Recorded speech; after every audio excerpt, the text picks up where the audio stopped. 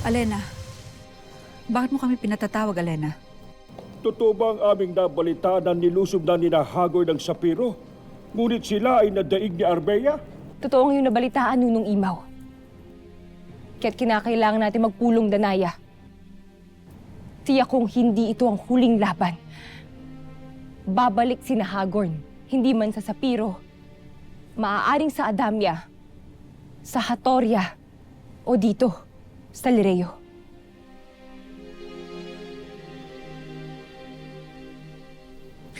At nasaan na ngayong traidor na Inamira?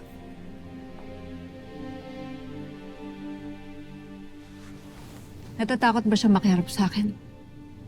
Kaya't ikaw ang naririto? Ashti, naunawaan ko ang iyong nararamdaman. Ngunit maaari bang isang tabi mo muna ang iyong galit sa aking Ada? Bilang may kinakaharap tayong tigmaan ngayon. At tinitiyak ko rin sa inyo na ang aking Ada ay nananatiling may matatag na paninindigan upang tiyaking hindi na mapapasa kamay ni Hagorn o ng mitenang yun ng buong Encantadia. Tama si Mira, mahal kong sangre, Danaya. Isang tabi niyo muna ni Peren ang inyong hidwa.